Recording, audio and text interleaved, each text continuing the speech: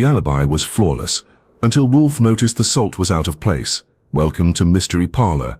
I am your host, Axon. I'd love to know where you're listening from. Drop it in the comments below. Your responses always bring this mystery circle to life. Let's begin. It was a Tuesday, which meant Nero Wolfe was 2 hours into his morning session with the orchids, and I was 2 cups into my battle with the latest stack of correspondence we weren't going to answer. Fritz was experimenting with a new Alsatian pâté recipe, an affair that had filled the brownstone with a garlicky confidence, and I was flipping a letter opener between my fingers when the bell rang. Now we get our fair share of weirdos and worrywarts, but there was something about the guy on the stoop that made me pause.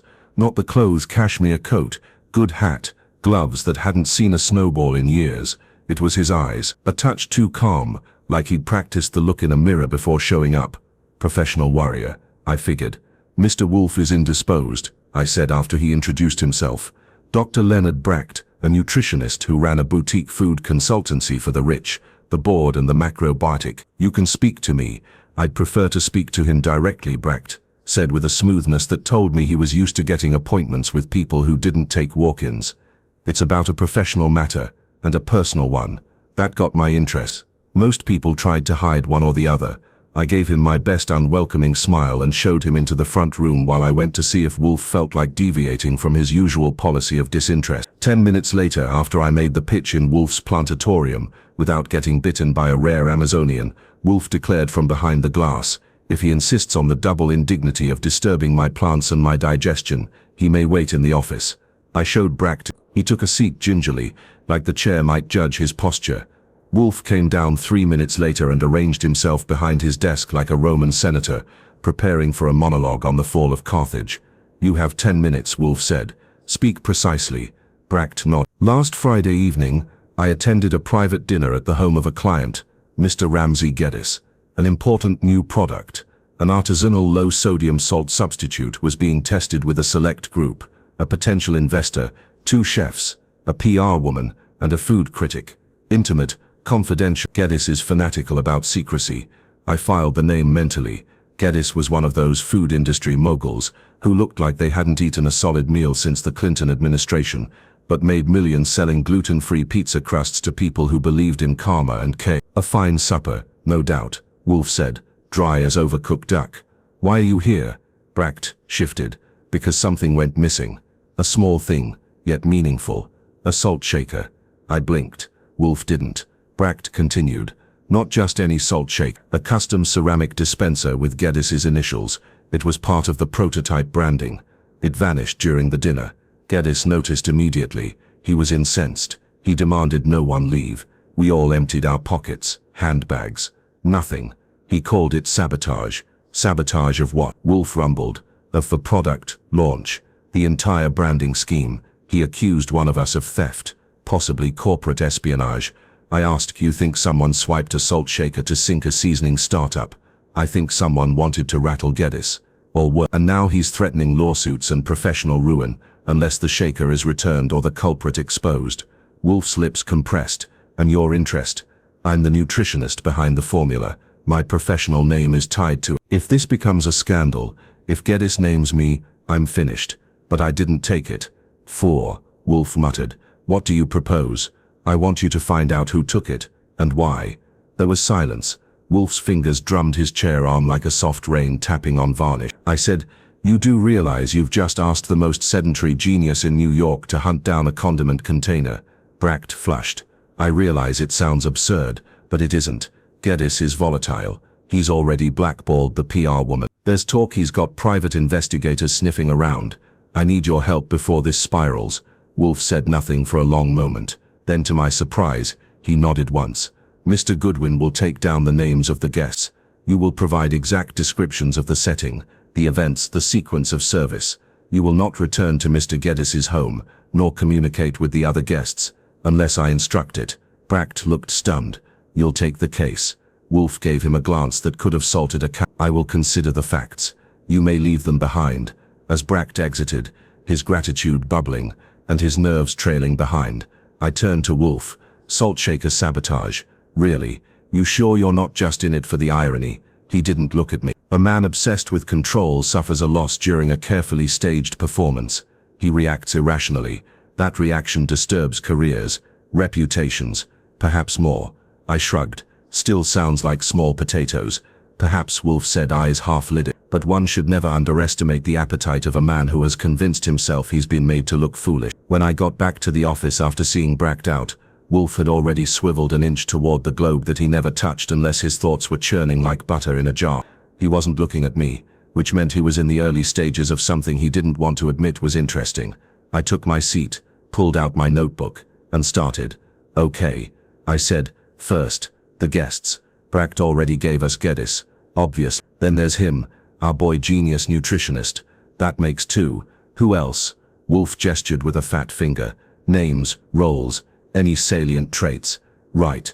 So Lydia Maris, PR rep, worked on a few other Geddes launch. Apparently stylish, sharp-tongued and now unemployed if Bract's version holds up. Then we've got Chef Alberto Pugno, Italian-born, Michelin-dusted, and a long-time Geddes associate, former investor, maybe, also present Saffron Bellamy. Yes, real name, a food critic for Epicurean. Bract said she's known to be both feared and bribed. Lastly, Charles Coven, silent partner, money man, apparently more brains than stomach. I paused. Wolfe waited, so I kept going. They all stayed after the shaker vanished. Geddes wouldn't let anyone leave until they proved they didn't have it. That's our setting. Bract swears it wasn't him, which leaves 4 others, and Geddes himself. He could have misplaced it, you know. Wolfe snorted. Fine, I said.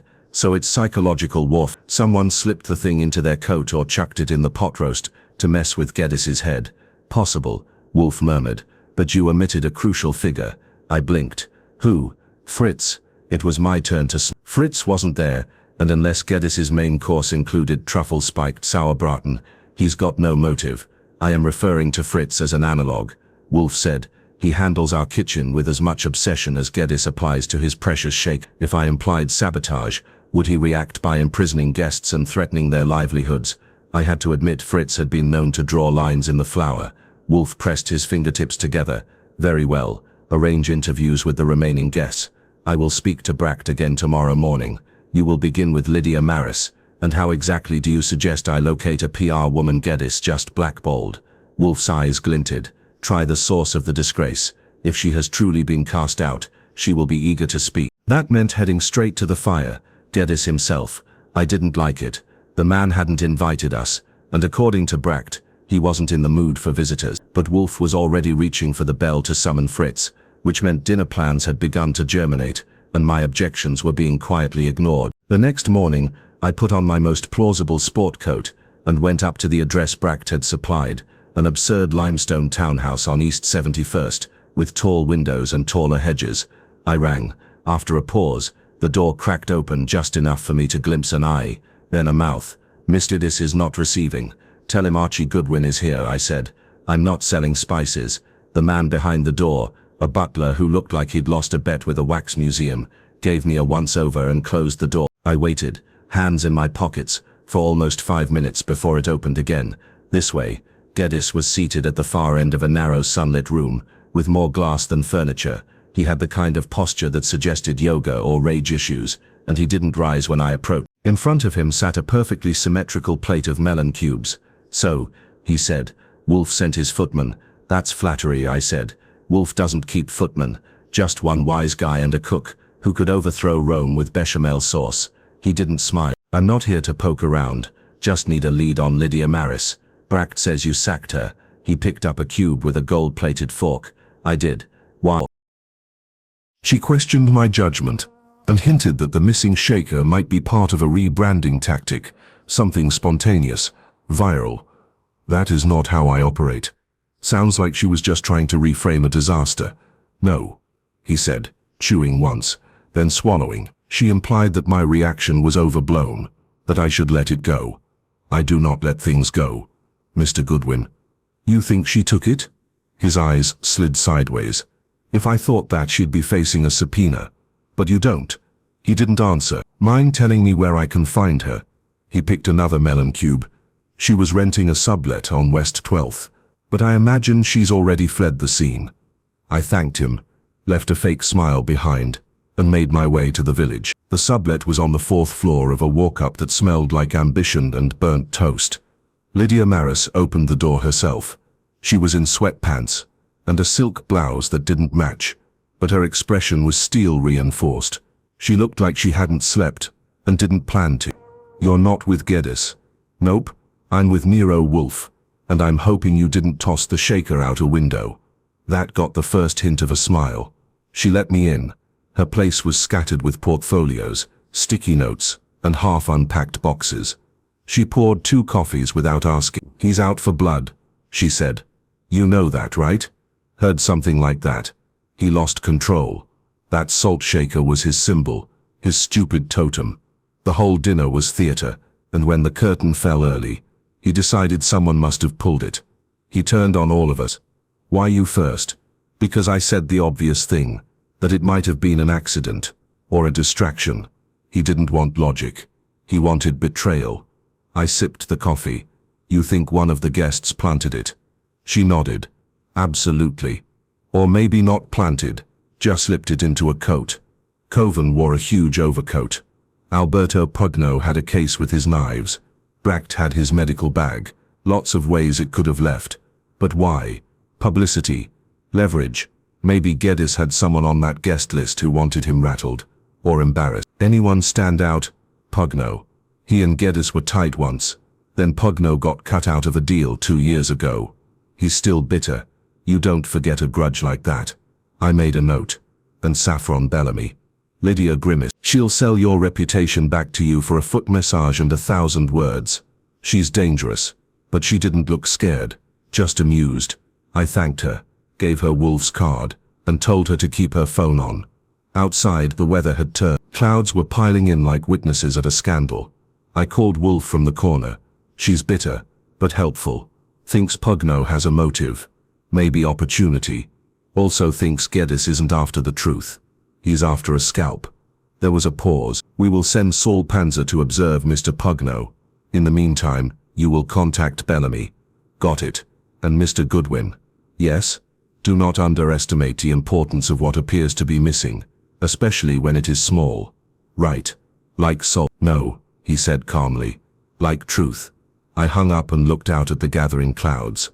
The game, I had to admit, was starting to taste like something worth chewing on. By the time I got back to the brownstone, Wolfe was in the dining room, demolishing a plate of braised quail with orange glaze and purslane salad, the sort of meal that Fritz could conjure like a saint coaxing miracles out of poultry. I was sent to my room with a plate of my own.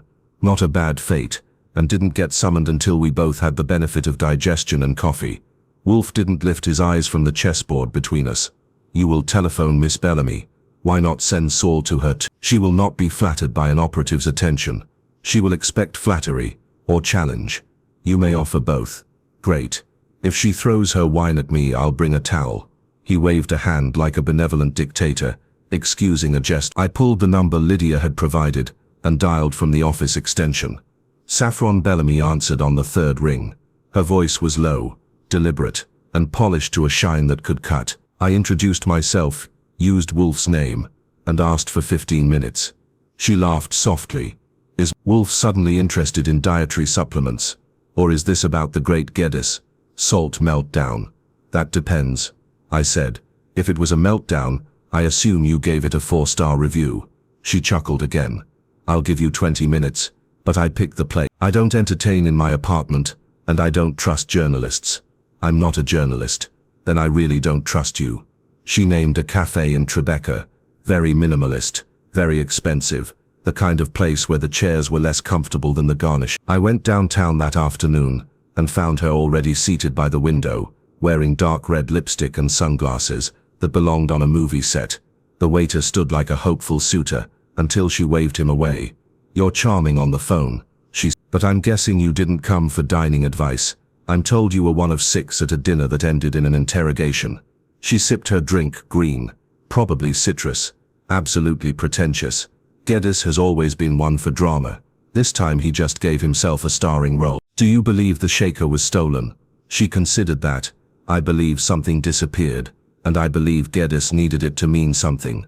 The actual item, who cares? But to him it was identity, branding, power.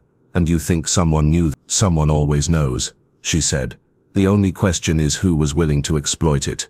Do you know? She smiled at me over the rim of her glass. Oh, I know things, Mr. Goodwin, but people talk to me because I don't broadcast them. Not until it's strategic. Wolfe isn't after a story, I said. He's after the truth. Her gaze sharpened slightly. And what does he plan to do with it? Whatever needs doing. That got a nod. She reached into her purse and pulled out a card. On the back, in neat handwriting, were 2 names and a line drawn between them. Pugno and Coven, she said. They arrived together, claimed it was a coincidence. I don't believe in culinary fate. Why not? Because Coven was never social. He invests, then disappears. The only reason he shows up for dinners is when something's at stake. And Pugno, he looked like he was watching a performance he hadn't been invited to. And what about Bract? She leaned back, too clinical, nervous. He wanted to vanish as soon as things got awkward. Not the type to play tricks, or too clever to look like he is. She shrugged. Maybe, but I've seen enough food world betrayals to know a professional grudge when I see one. This one stinks of it. Care to guess at the motive? Power, she said, not hesitate. Everyone at that table either needed Geddes, feared him, or wanted to topple him. If you can make him look like a fool at his own table, you own a piece of his empire, at least the idea of it. I took the card and stood. Wolfe may want to speak with you direct, then he knows where to find me. And tell him, she added. Just as I turned, there was one more oddity. I paused. There was a waiter, not Geddes's usual staff. New face, too smooth, too attentive. Never saw him before. Name? She shook her head. Didn't get one. But he disappeared after the dessert. I asked about him. Geddes said nothing. That was the kind of thing Wolfe would find delicious. I thanked her, promised her anonymity if she wanted it, and made my way back to the brownstone as the sun began to sink. Wolfe was in the office, reading. I handed him Bellamy's card, and summarized. He grunted. A waiter who vanishes. Interesting. I'll dig. He gestured. No, Saul is already with Mr. Pugno. You will visit Coven. Won't he be annoyed? I doubt he's capable of any other state. I went. Coven's building was one of those glass and steel fortresses downtown, the kind that comes with biometric locks and lobby staff who dress better than senators. I gave my name and Wolfe's, and eventually was buzzed up to the 12th floor. Coven opened the door himself. Grey suit, eyes like old ice, voice like shredded velvet. You're the detective's mouthpiece. That's one way to put it. He gestured for me to enter, but didn't sit. I know what this is about. No, I didn't steal the shaker. Yes, I think it was ridiculous. And no, I'm not giving you my guest list. I'm not looking for your tax records. I said, just your opinion. You know Geddes. You know Pugno. Something's not adding up. Coven folded his arms. What isn't? Why were you at that dinner? He smiled faintly. Because I thought it might be profitable. Pugno said it was a coincidence. Then he's lying. He asked me to come. Why? Because he wanted a second chance. He's developing a rival product. Hinted he wanted me to invest, said he could match Geddes's formula. Without the baggage. That's not nothing. No, Coven said. It's motive. I nodded. And the shaker? He shrugged. Maybe it was a message. Maybe it was bait. Either way it was gone. And Geddes cracked. Where did it go? Coven gave me a look colder than anything I'd felt all day. If I knew, I'd already be using it. I left soon after, my head full of bad dinners and worse company. On the walk back I called Saul to check in. Pugno didn't leave the house today. Saul had groceries delivered, made soup, watched an old movie. Harmless. He ever talk about Geddes? Not a peep. But there's something odd. He has a small ceramic salt shaker on his shelf. Matching description. Could be. No initials. But handmade. Decorative. Photograph it. And stay with him. I returned to the brownstone, and gave Wolfe the full report. He listened, eyes closed, nodding occasionally. When I finished he spoke. We now have 2 men who arrived together, one of whom is lying.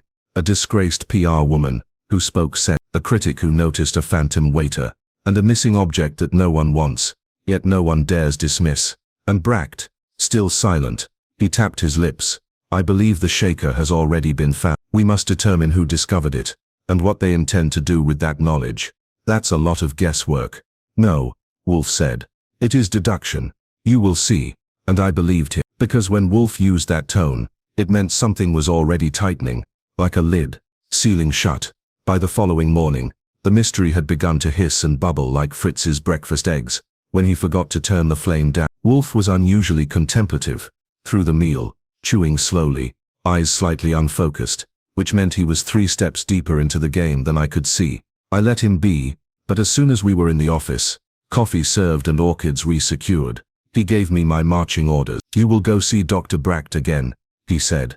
"This time, ask him to walk through the dinner course by course, person by person. Observe him closely. What am I looking for? A contradiction, a retreat, a gap between certainty and memory." I got my coat and hat. "You think he's lying?" "No," Wolfe said, "but I think he's forgotten to mention something inconvenient. Bracht's office wasn't far, just off Park Avenue, above a boutique that sold vegan collagen and scented things in bottles too small to be honest. His assistant, a slim anxious woman named Fallon, showed me in.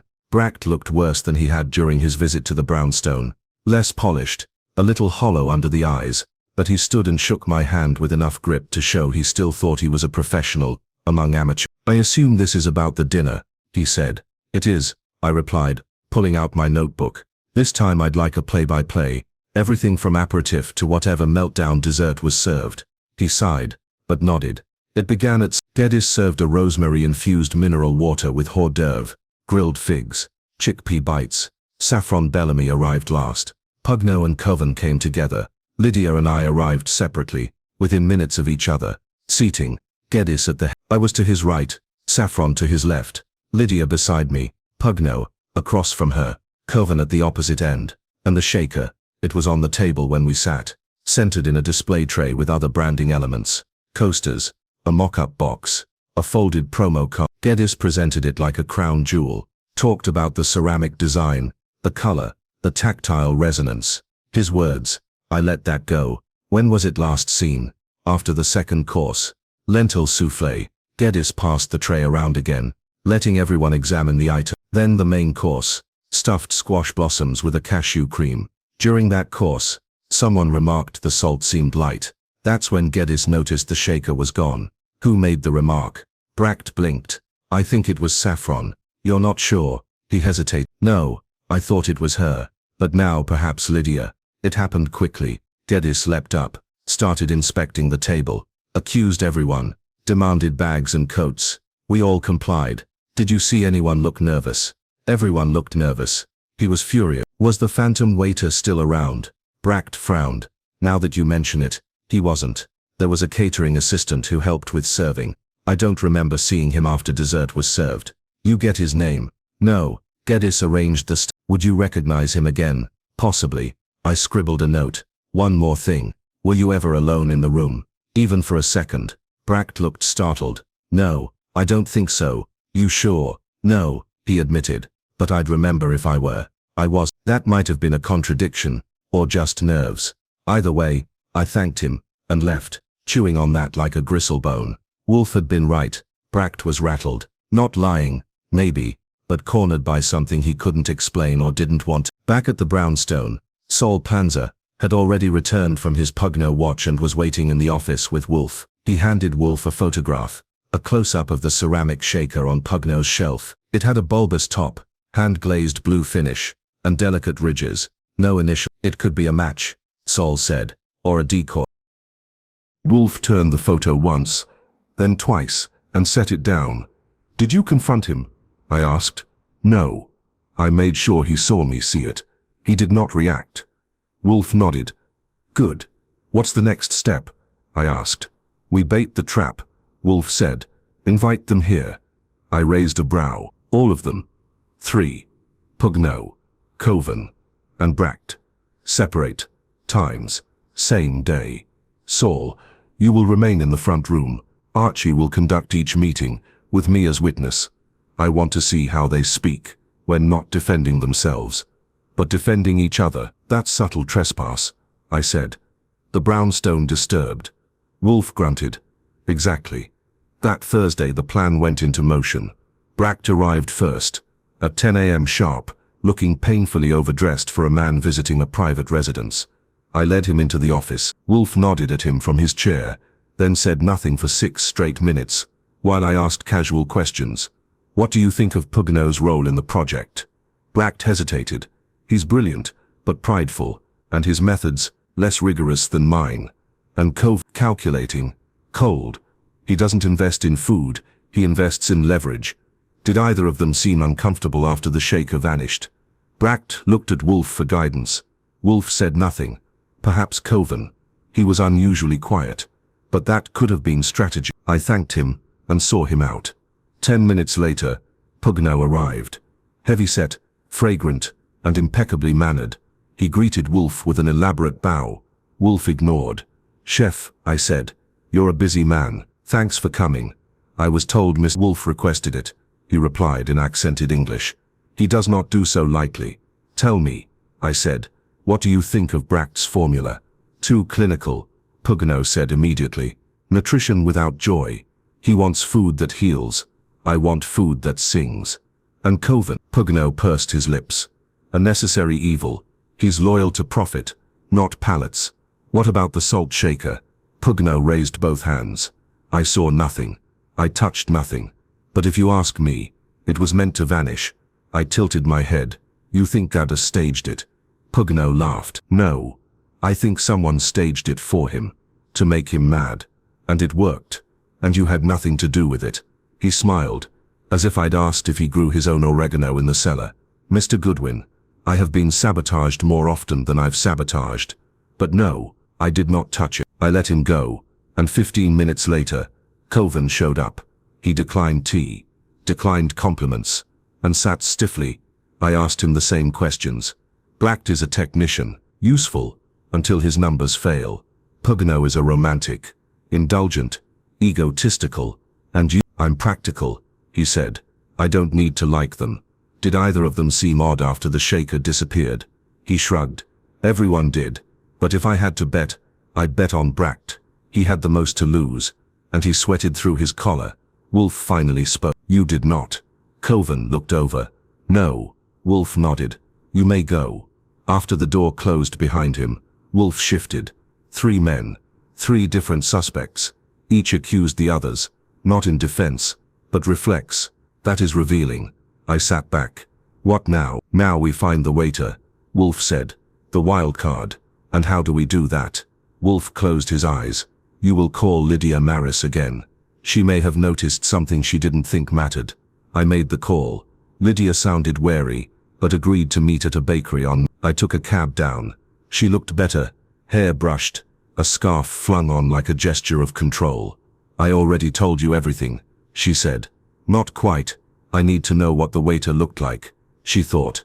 Tall, clean-shaven, early 30s, olive skin, spoke very little. No name tag. That's more than I had. She hesitated. There was something else. A scent. Cloves, maybe, or allspice. He brushed past me while I was setting down my bag, and he smelled like someone's pantry. That lit a fuse. Back at the brownstone, I relayed the details. Wolfe's eyes sharpened. Then he was not a waiter. Who was he? Wolfe reached for the phone. "I am about to find out." As he dialed, he said, "The man who smelled of cloves carried away more than a plate. He carried the proof, and someone paid him to disappear." The case had turned, and Wolfe, from his chair, was already pulling the noose tight. The next morning, the brownstone felt like a coiled spring. Wolfe spent a full hour in the plant rooms, and when he emerged, he didn't sit immediately. That was always a signal. Just once, but still, if Nero Wolfe was upright longer than it took to walk from the elevator to his desk, something had shifted in the mental soil. He didn't speak until coffee had been served. Then, eyes half-lidded, he looked at me and said, "Have Saul investigate all temporary catering staff hired for the Gaddis dinner. Focus on those employed through independent firms or short-notice contracts." I didn't need convince. Lydia's recollection of the spice-scented waiter had crawled into Wolfe's head and set up residence like a moth in an otherwise spotless drawer. I reached Saul, gave him the rundown, and he was off within the hour. Meanwhile, Wolfe sat back and let silence do the work of 10 assistants. That was another sign. He was baiting something. An idea, a pattern, or more likely, a man who thought he'd buried a very small but very dangerous object. By noon, Saul called. "I've got him," he said. Wolfe looked up sharply. I put him on speaker. "Name?" Wolfe asked. "Kevin Sutter, freelance catering staffer. Was hired through an app-based concierge service used by Gaddis's housekeeper. He's worked a dozen events this month. All upscale, all food-related. This one was added last minute. No photo ID on file, but I spoke to the agency. They confirmed a Sutter worked the Gaddis dinner. Where is he now? Wolfe asked. Brooklyn, Bushwick. Works at a pop-up supper club. On weekends. Lives above a spice shop. I raised a brow. Wolfe merely said, the scent. Exactly. Saul confirmed. I'll stake out the location. Want me to approach? No. Wolfe said. Let Mr. Goodwin handle it. Understood. I hung up and started collecting my coat and notepad. You're sending me to a hipster neighborhood to find a ghost waiter who smells like clothes. Correct. Wolfe said. Be civil. Be generous. Offer money if needed. Got a budget. Improvise. I grabbed a cab and made it to Bushwick in just under 30 minutes. The spice shop was one of those artisanal storefronts, where everything looked dusty on purpose. Inside, shelves were lined with glass jars labeled things like Madagascar wild cinnamon and volcanic chili threads. A man behind the counter with silver hoops in both ears looked up as I entered. Looking for Kevin Sutter, I said. He raised a brow. You raised a brow. Then a voice from behind it. Who are you? Lena Vespert, I asked. Depends. I held out my ID and Wolfe's card. We're not cops. We're here on behalf of Nero Wolfe. You may have heard of him. Silence. Then slowly the door opened. Lena Vespert looked like she hadn't slept in days. Her hair was tied back in a rough knot, and she wore an oversized sweater that hung off her like a flag of surrender. Her eyes, though, those were sharp. She wasn't broken, just braced for something worse. You came from the city, she asked. We did, I said. Because people are leaving pins in places they shouldn't. Her face twitched. They started using the symbols. They did. She let us in. The inside of the cabin was clean but sparse. No photos, no personal clutter. A pile of old gardening journals sat on the table, along with a field radio and a pair of binoculars. You expecting someone? I asked, nodding at the surveillance gear. I saw someone watching the cabin last night, she said. Didn't know if it was one of the others. Or were. Glass? No, he wouldn't. Not after what happened to the vault. What did happen? She hesitated. Then, Fryer tried to sell it. We both blinked. Sell what? The vault. The fault. The seeds. There are heirloom strains in that collection worth hundreds of thousands. Some are extinct in the wild. Corporations would pay for exclusivity. Fryer got an offer. I found out. I left. And the others? They didn't believe me. Or didn't care. What about the pins? I burned mine. Saul stepped forward. Then someone replicated it, because one's been left at your old house, one in Wolfe's garden, and one was handed off in an alley. We think the fourth is in Jersey. She looked pained. That's Devlin. We know. She sat down. If Devlin. We know. She sat down. If Devlin has one, then it's not a warning system anymore. It's a hit list. I frowned. Meaning the pins mark the next target. Fryer made the system, but Devlin's the one using it now. For what? To clean house. Saul said nothing, but I could tell he didn't like the sound of that any more than I did. Devlin wants sole control, Lena continued. Blass won't join him. I wouldn't either. And Fryer's unstable. Devlin's trying to erase the rest of us. How does Wolfe fit into that? I asked. She looked at me steadily. He doesn't. He's just where Fryer panicked. And when Devlin realized that, he probably decided to make him part of the board. I stood. That's not going to sit well with Wolfe. No, she agreed. It shouldn't. We got her to agree to come back to the city, under protection, at least for the night. Saul called Ori on the way and had him secure a safe place. Lena didn't argue. She just seemed tired. When we got back to the brownstone, Wolfe was waiting in the office with his arms folded over his belly, like a judge about to hand down a sentence. Miss Vespert, he said with a nod. She nodded back. Mr. Wolfe, you are in danger. I know. He studied her. You will remain under watch. You are not to return to the cabin. I won't. Wolfe turned to me. And now, Archie, we prepare. Devlin Ames must be invited. I wish to look into his eyes when he realizes the board has been tilted. I said, that's going to take bait. Wolfe smiled faintly. We have Lena. And just like that, the game changed again. Wolfe doesn't waste stationery on men like that. Instead, he had me make the kind of call that lights fuses, short, deliberate, and sure to detonate. I got his number from Lena, who warned me. He'll never admit anything. But if you say the right words, he won't resist. So I called Devlin at his antiques business in Jersey, Ames and Cask, where he sold weathered trunks and walnut writing desks to Manhattanites who liked their furniture distressed and overpriced. When he answered, his voice was slick and amused. Ames, Miss Ames, this is Archie Goodwin. I work for Nero Wolfe. A pause. Then I didn't realize Wolfe was interested in antiques. He's not. He's interested in footprints, especially the ones that don't belong in his tomato beds. A longer pause. I'm listening. We have one of your pins. I don't know what you mean. I think you do, and so does Lena Vespert. That did it. He didn't ask how we found her. He didn't ask what she'd told us. He simply said, where and when. Today, 5 o'clock. Mr. Wolfe's office. He hesitated a moment longer. Then fine. He hung up without another word. I turned to Wolfe, who'd been sitting in his chair with his hands tented under his chin. He's come. Of course he is, Wolfe said, with the satisfaction of a fisherman who's just watched the line go taut. The rest of the day moved like something preparing for impact. Fritz was instructed to make no dinner plans. Saul and Ori were stationed discreetly nearby, one inside, one out. Lena was settled in the front room, out of sight but within earshot. Wolfe had her coached. No outbursts, no interruptions. She agreed, her voice steady, though I could see the storm she was holding back. At 5 sharp the bell rang. I opened the door and found Devlin Ames, exactly as Lena had described him, lean, tanned, prematurely grey, with a fashion sense that screamed effortless money, and a face that didn't. He wore a pale blue jacket, tan slacks, and a gold pin on his lapel, not a tomato though, just a tasteful bit of enamel meant to say I know things you don't. He didn't offer a hand, just looked at me with mild interest. Mr. Goodwin, Mr. Ames, right this way. I led him to the office, where Wolfe waited, massive and motionless behind his desk.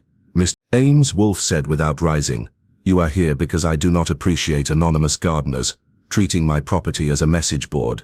Ames smiled faintly. That's one way to put it. You placed or had placed a token in my garden, a symbol from a now defunct group, one that has since become less a preservation society than a battlefield. I have no idea what you're talking about.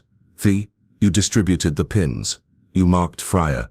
You visited Miss Vespert's cabin. And now you are here, because your plan has failed. Ames didn't blink. You think there was a plan? I know there was. Fryer confessed. Blas provided context. And Miss Vespert is alive. And yes, Wolfe had closed it with one of those rare echoing comments about the nature of trust and sabotage that made you forget he hadn't stood up in 3 hours. But I had questions, not about the shaker. No, that was back in Geddes' gloved hands, reportedly cleaned and sterilized, and likely about to be sealed in a shadow box under museum glass. I was thinking about the other players, because if there's one thing I've learned from hanging around Wolfe for all these years, it's this. People rarely do one thing for just one reason. So I ran over everything again. Coven had tried to leverage investment away from Geddes and toward Pagano. Lydia Maris had been scapegoated to avoid conflict with the men in the room. That also tracked. Saffron Bellamy had sat back, amused, never once threatened, because she wasn't a threat, she was a mirror. But Bracht. Now he bothered me. He was the one who brought the case. He claimed he wanted his reputation saved, but in the end, he hadn't lost anything. He'd been nervous. Yes, but was it the nervousness of a man caught up in chaos, or the nervousness of someone waiting for chaos to work in his favor? I went to Wolfe's desk and dialed his extension up in the plant rooms. Yes, he said, voice like it had to travel through a jungle of orchids to reach me. Are you awake? A grunt. Do you have something useful? Maybe. I've been thinking about Bracht. Something doesn't add up. Explain. I leaned against the desk. If Pagano took the shaker and passed it to Sutter, sure, fine, but that doesn't explain how Bracht knew what happened. He came to you before the shaker had reappeared, before Sutter talked, before anyone and yet he said he needed help before Geddes named him. He said. Wolfe echoed, exactly. But what if he already knew Pagano had done it? What if Bracht knew exactly how the shaker had vanished, and figured if he got out ahead of it, he could position himself as a victim and not a witness? There was silence. Then Wolfe said, come upstairs. He was standing, near a high shelf, examining a Cattleya hybrid. He didn't look at me as I entered. You are correct. he said. It has been bothering me as well. Brack's initiative. His early outreach. His exact narrative. All too. He placed himself in the circle, but just outside the fire. You think he orchestrated it? No, Wolfe said, but I believe he knew and said nothing. That makes him complicit. Possibly more. Then we bring him back? Wolfe shook his head. No, we bring Sutter back. The next day, I met Sutter again at a cafe on the edge of Soho that served espresso like it was illegal. He looked tired, like he hadn't slept since the confrontation.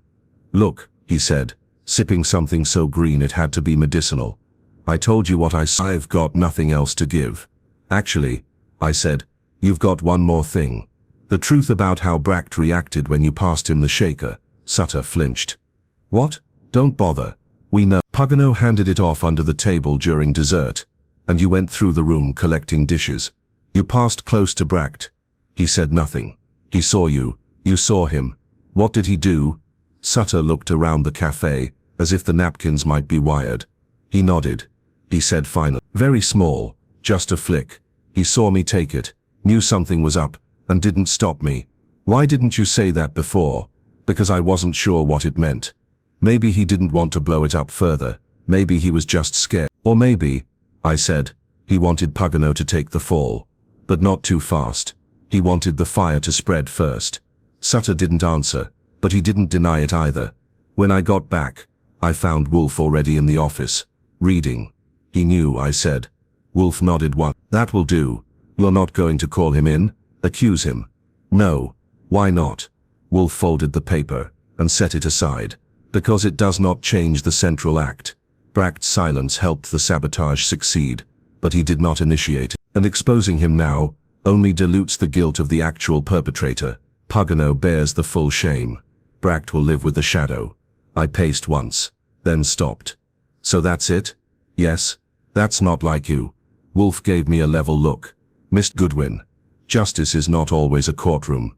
Sometimes it is the knowledge that one has betrayed his own integrity, and was still not punished.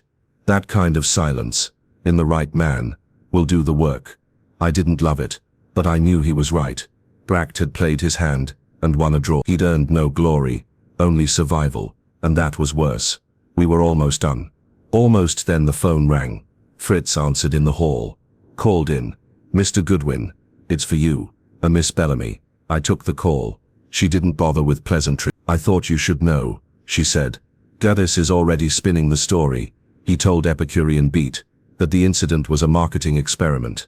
Performance art, designed to test loyalty and attention. I groaned. Of course he did. He's pushing Brack as the architect of it. I blinked. Say that again. He's claiming Brack suggested it. Privately, and Pagano misunderstood. Took it too far. I held the phone in silence. He's rewriting the story, Archie. And he's placing the next launch under Brack's name. I thanked her, and hung up. Wolfe didn't move. Well, he asked. Brack's not living in the shadow. He's about to be the face of the new salt line. Wolfe sighed. Gaddis salvages his brand. Brack gets lifted. Pagano takes the fall. Yes. You still not going to act? Wolfe's eyes closed. I have acted. I pulled the thread. The tapestry will now unravel, or hang askew. That is no longer my concern. And you don't want dessert? He opened one eye. Fritz is making lemon tartlets. I would never forgo tartlets over business. I shook my head. The case was over. Justice had been served. Or maybe just sampled. And the shaker, the precious stupid, symbolic shaker, was probably already back on Gaddis's table, waiting for the next fool to reach for it. I joined Wolfe at the table. The tartlets were, as always, flawless. So was the quiet that followed. The next day, the brownstone was still and steady as usual, but beneath the surface, there was a current running. Wolfe was silent. Not brooding. He didn't brood, but reflective. He didn't pick up his book. He didn't ask for the chessboard. He just sat in his chair, with a look on his face like he was rereading the case, in his mind and coming across an annotation that hadn't been there before, that hadn't been. I wasn't surprised.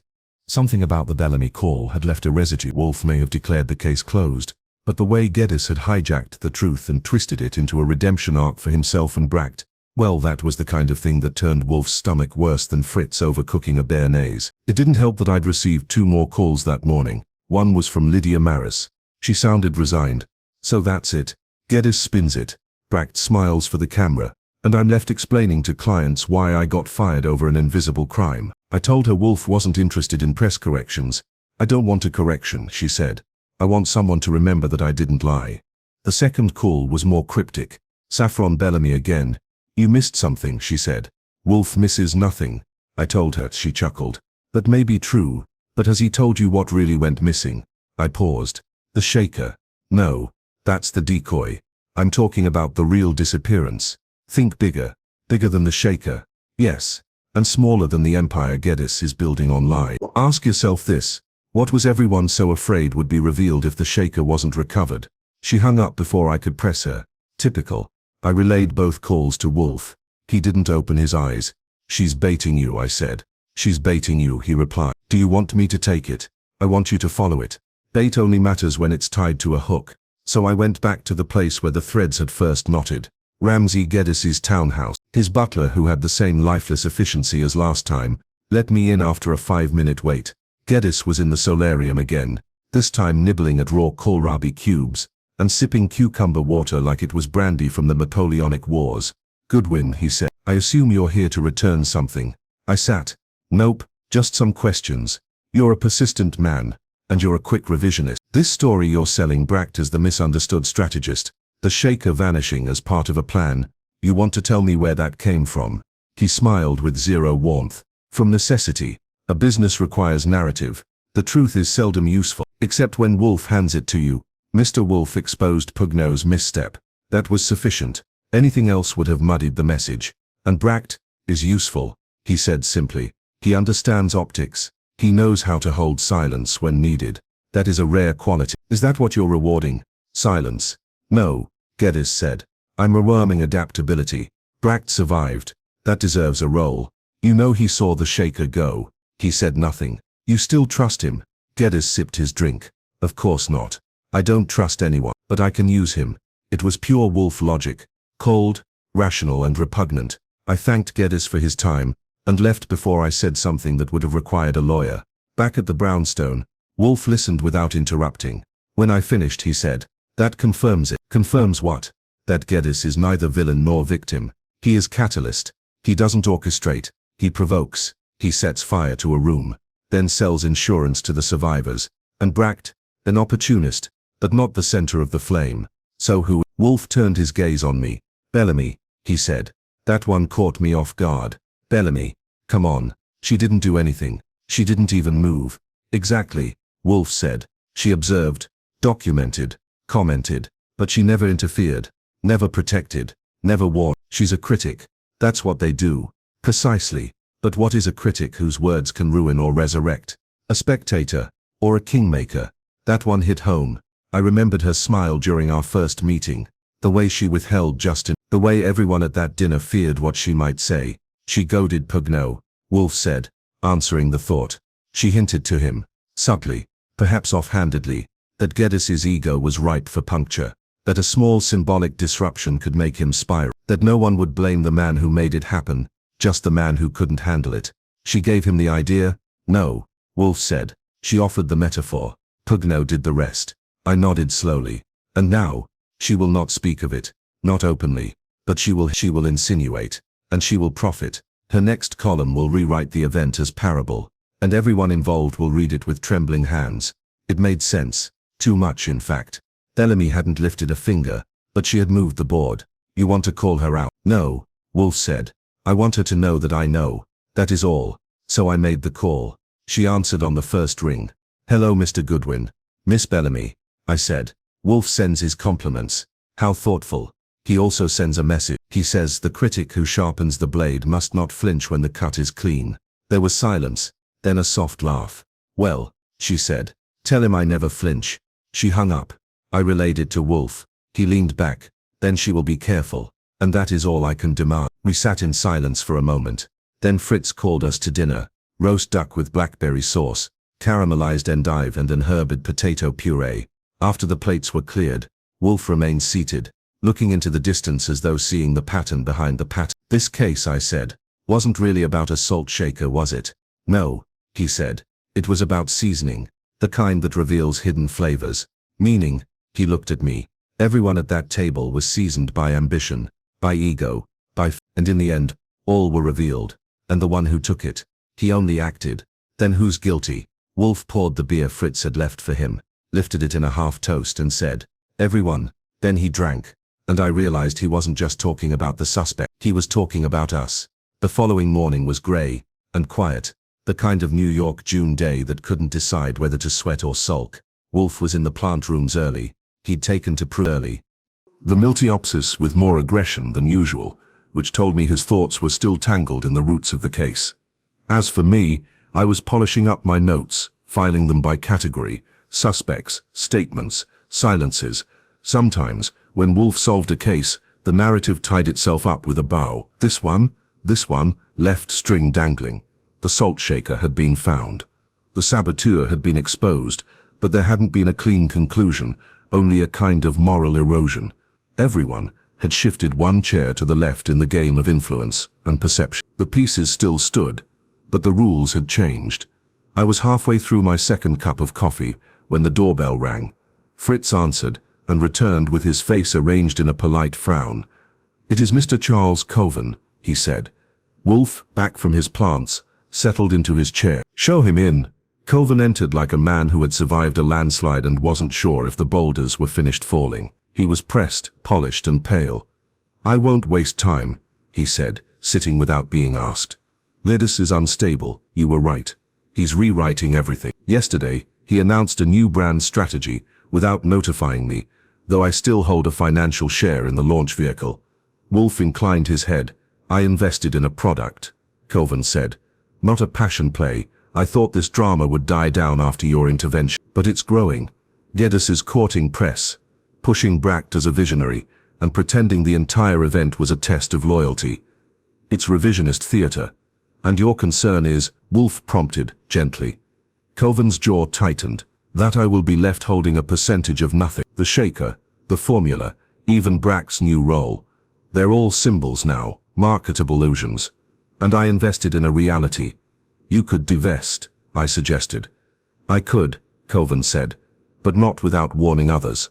Wolfe's brows lifted slightly. "You wish to become a whistleblower. I wish to become unburdened," Coven said. Now that was a phrase Wolfe appreciated. I could see the glint behind his glasses. "And what would you like from us?" "Nothing formal," Coven said. "Just this. If Miss Bellamy or others approach you with their own spins, don't let them erase the facts." Wolfe nodded once. "You may rest assured, Mr. Coven, that I remember the facts. All of them." Coven stood. "Good, because soon, the market won't." He left. Wolfe looked to me. "Take down a memo," he said. "File it under the weight of narrative." That was Wolfe's way of saying something was still simmering. As I clicked my pen, the phone rang again. It was Lydia. "I have something you'll want to hear," she said. I met her an hour later at the same West 12th Street cafe where we'd first talked. She looked different, sharper somehow, less bruised by betrayal. "I've been contacted," she said, sliding a small card across the table, "by a firm representing They want me to consult on the PR strategy for the product relaunch." I blinked. "Bracht. Officially, but it reeks of Geddes. He's trying to rope me back in, not because he regrets what happened, but because he needs optics. It'll look good if the fired woman comes back under a flag of reconciliation. And I haven't accepted," she said, "because I'm not sure I want to be part of a lie." I nodded. "You want Wolfe's advice?" "No," she said. "I want his witness. I want someone to remember how it actually happened when the press blitz hits." I told her we did. Then she leaned closer. "And there's something else." I overheard a conversation the night of the dinner. After the shaker disappeared. I didn't mention it before because I thought it was nothing. But now, go on. Bracht and Saffron Bellamy were whispering near the kitchen. She said something about timing it right. And he replied, "He'll snap if it's subtle enough." I thought they were talking about the menu. Now I'm not so sure. I raised a brow. "You're saying Bracht and Bellamy planned it?" "No," she said. "I'm saying they predicted it, and let it happen." That was worse. Back at the brownstone, I laid it out. Wolfe listened with his eyes closed, his mouth a faint line. When I finished, he didn't respond immediately. Then softly, he said, "A house divided does not collapse. It simply becomes more complicated to live in. Are you going to act?" "No," he said. We already have. By listening, by remembering, by not publishing a convenient fiction. I folded my notes. But the world doesn't care what's true, I said. It only cares what's useful. That, Wolfe said, is why we remain inconvenient. That night, over dinner, braised veal with polenta and Meyer lemon relish. Wolfe was quiet. Afterward, he asked me to bring a bottle of beer and follow him into the office. He lit a cigar and stared at the ceiling. "Mr. Goodwin," he said at last, "this was a case of disruption. Yes, but not merely theft. Not merely deception. It was about instability. Every person at that dinner was standing on something unstable. Reputation, ambition, investment, vanity. When the shaker vanished, so did their balance. You think Bellamy pushed it over? No, she noticed the fault lines. She said little, but she knew much. That kind of knowledge is rare. Dangerous. No, Wolfe said, only when unacknowledged. He tapped the cigar once in the ashtray. This was not a mystery to be solved, Archie. It was a truth to be endured. He looked at me, and we have endured. I leaned back in the red chair across from his desk. Outside, the city hummed, oblivious. Inside, the last trace of salt had been dusted off the case. But the taste would linger. Wolfe didn't speak of the salt shaker case again for 3 days. In our world, that's longer than you think. A full 72 hours of Fritz's 5-star meals. Routine orchid worship. The occasional client call, I fielded and deflected, and long silences in the office, while Wolfe reread Horace, or drafted a petulant letter to Gourmet Monthly, for misidentifying a rare Croatian truffle. No more visit, no more suspects, just the brownstone, immaculate and still. But I knew it wasn't really over. Not for Wolfe. It wasn't that he doubted his own conclusions. Wolfe doesn't doubt. It was something subtler, something he hadn't verbalized, and maybe never. A philosopher's dissatisfaction with the implications of what we'd witnessed. Then, late in the afternoon on the 4th day, the mail arrived. It came in a thick, padded envelope addressed to Nero Wolfe in clean block print. No return address. Fritz handed it over, frowning. Not from a publisher, which means it's likely from a pest, I muttered, taking it and passing it to Wolfe. He took it without comment, and unsealed it with his letter knife. Out slid a slim USB drive in a clear plastic bag, and a card with one word handwritten in red ink. That was enough to earn a grunt. Wolfe doesn't like instructions unless he's giving them. Still, he handed it to me without protest.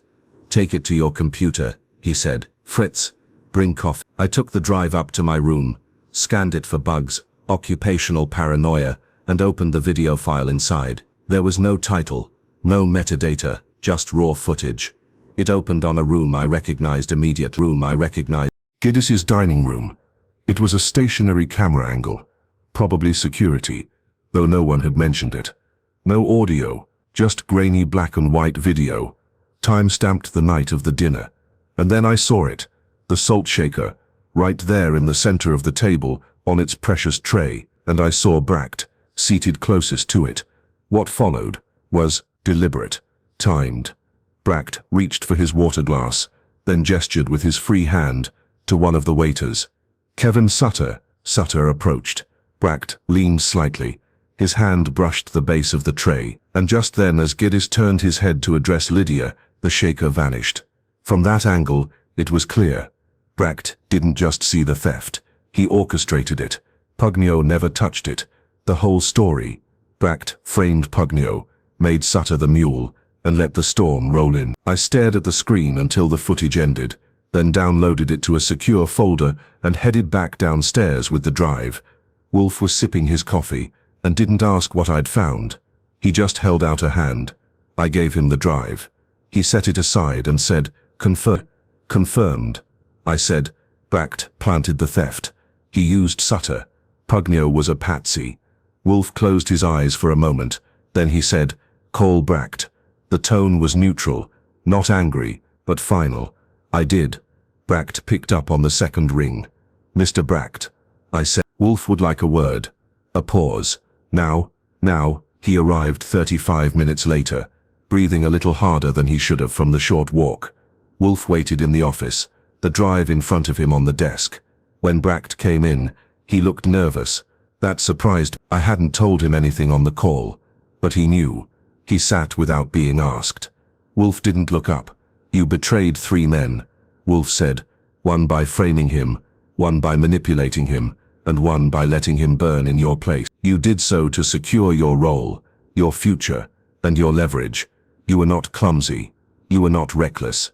You were exact. Fact, didn't deny it. You hoped Pugnio would take the fall, Wolfe continued. He did. You hoped Geddes would spin the incident into a new myth. He did. You hoped to slide in as the survivor, the neutral party. You did. Fact opened his mouth. Wolfe raised a hand. You will not speak. Fact closed his mouth. The footage is clear, Wolfe said. You misused the trust of every guest at that table, then walked away clean. You involved an innocent man, Mr. Sutter, and used my time, Mr. Goodwin's time, and the dignity of this house to execute your illusion. Fact's hands twitched in his lap. Wolfe looked at him. I am not the police. I am not the press. But you came here. You made this my and now I make you mine. He gestured to the envelope. I have not shared it. I may. That will depend on what you do next. Fact licked his lips. What do you want? Resignation, Wolfe said. Not theatrical. Real. You will remove yourself from Geddes's project by week's end. Quietly, citing health, reflection, disinterest. Choose your fiction, but go. Fact looked sick. If I do that, what happens to the footage? It remains here, Wolfe said, unviewed by others, unless you lie again. Fact stared at him, then nodded. He left without another word. After the door closed, Wolfe leaned back and blew out a slow breath. Truth, he said, is not an event. It is an erosion. It wears away the lies until only shape remains. I poured a drink. That shape, I said, is ugly. Yes, Wolfe said, but honest. The phone rang. Fritz answered. Miss Bellamy, he said. I took it. She didn't wait for a greeting. Facts out, she said. Resigned this morning. Geddes is in a tailspin. Of course he is. Your boss? She asked. Didn't she laughed softly. Tell him he's the only critic I've ever feared. I relayed it. Wolfe smiled. Then she knows, he said. And that is sufficient. That evening, dinner was pork shoulder braised in cider and mustard seeds, with charred cabbage and pearl onion. After dessert, apple tartlets with creme fraiche. Wolfe lit a cigar and said, this case has concluded. Fully, yes. Because now, he said, the lie cannot regrow. I raised my glass. To salt. Wolfe raised his beer. To flavor. And the brownstone once again was still. It was 2 weeks later when the last ripple of the salt shaker affair reached our front door, not with a bang but with a rustle of newsprint. I was on the red couch in the office, flipping through the Sunday Times, hunting for something that didn't involve political collapse or artisanal cheese crises, when I found it a column in the Style and Culture section, penned by none other than Saffron Bellamy. Its title was innocuous, The Missing Grain, but the content was anything but.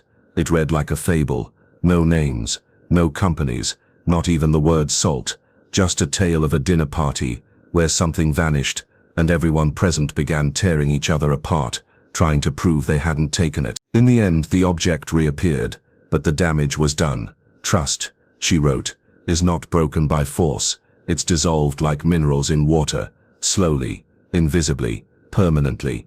I read it twice, then carried it to Wolfe. He was, of course, already aware of. She submitted it 3 days ago, he said, without looking up from the Oxford Companion to Food. An editor friend alerted me. Why didn't you tell me? Because I wanted your reaction unspoiled. Well, here it is.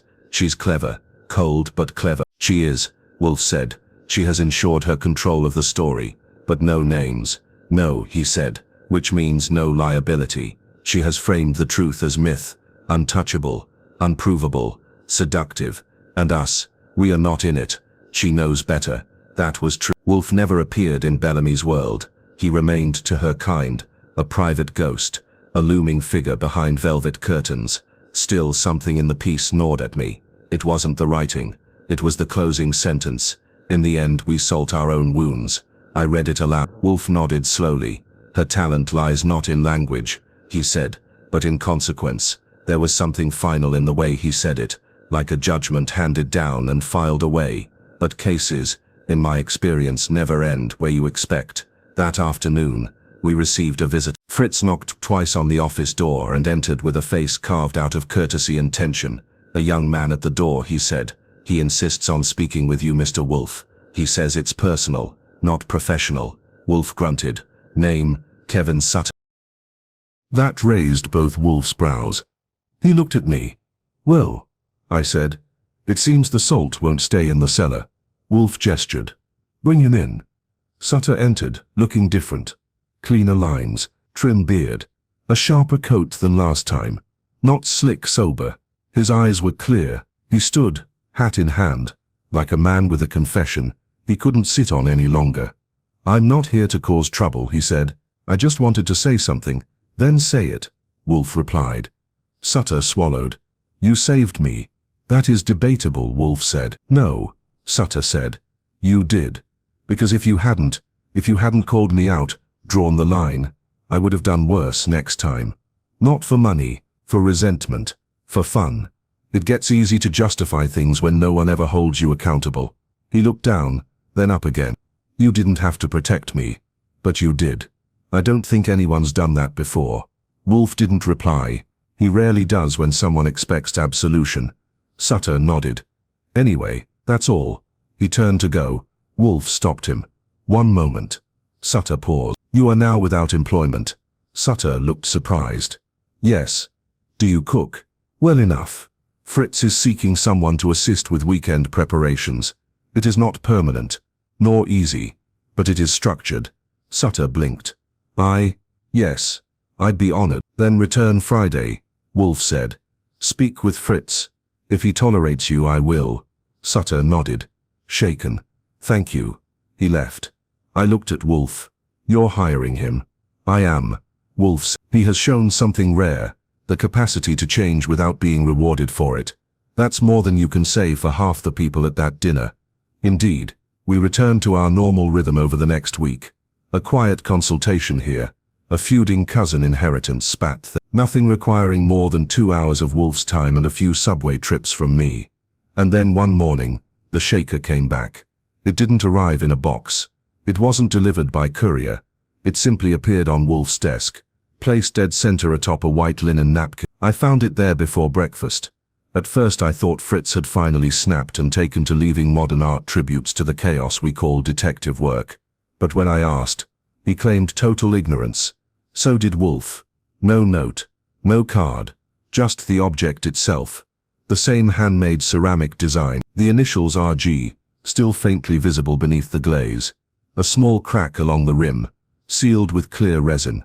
Wolfe examined it with faint distaste. "Sentimental," he said, "or ironic. You think it was Jedis? Possibly. Or Bracht, or Bellamy. Perhaps even Sutter, or someone we'll never know." "Yes." We sat in silence. "I assume you don't want to keep it," I said.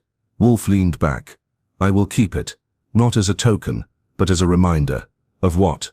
He looked at me. "That even the smallest thing carelessly placed, deliberately taken, can unseat an empire." I nodded. "And us? We remain seated," he said. "And we did." Later, as I walked through the office, I noticed Wolfe had placed the shaker not in the kitchen, not in storage, but on the lowest shelf of the bookcase beside his desk, between a worn copy of Montaigne's essays and an old case file marked Craden, no label, no explanation, just the salt, back in its place, reminding us of what it could do, and what it had already done. Inside, the atmosphere was dense with silence and time. Fritz was preparing lamb braised in white wine and herbs, and Wolfe had declined any further consultation until the following week. The shaker still sat on the bookshelf near his desk, untouched since its reappearance, a silent relic. I'd begun to think that would be the punctuation mark. No fireworks, no thunderclap, just salt returned, like an overdue library book with frayed edges and a faint scent of scandal. But I should have known better.